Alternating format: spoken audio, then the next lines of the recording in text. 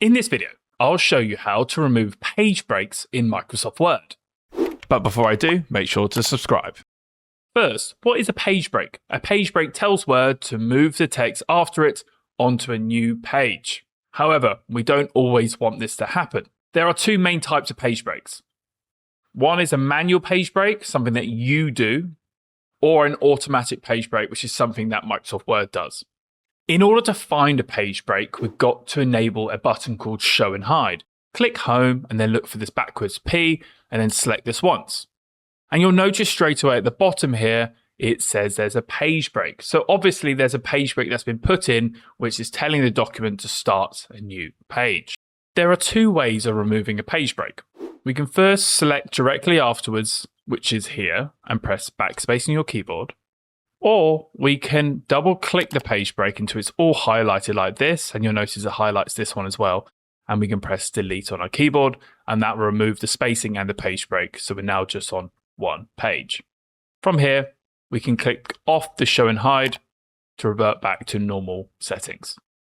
In cases where you've got a long, detailed document and you can't go through manually to remove the page breaks, we can actually use the Find and Replace tool to help us. First, press Ctrl-H on your keyboard. This will open up the Find and Replace. Then, next to Find What, you're going to insert this. I'll put it in the description below. And then in Replace With, we're going to leave it empty. And we're just going to go Find Next.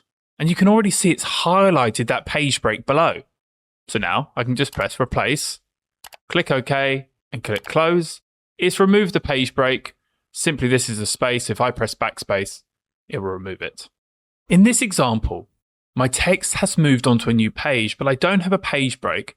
And when I go up here and press Backspace, nothing happens. So why is this happening? Well, it's not a page break, but it definitely has something to do with the paragraph settings. So let's check it out. Click up here next to the arrow and click Paragraph Settings. Then click on Line and Page Breaks. This is what's happening. There's a page break before. So Word is automatically putting in a break here. So if I select this and then click OK, now it reverts back. So some of you, even though you removed all the page breaks that can be seen, you're still having that issue. In that case, make sure you've unticked page break before.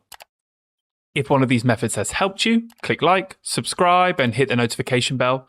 And if you want to learn more about breaks in your Word document, such as section breaks and how to add and remove them, then visit my website at www.wordmadeeasy.org. The link is in the description below.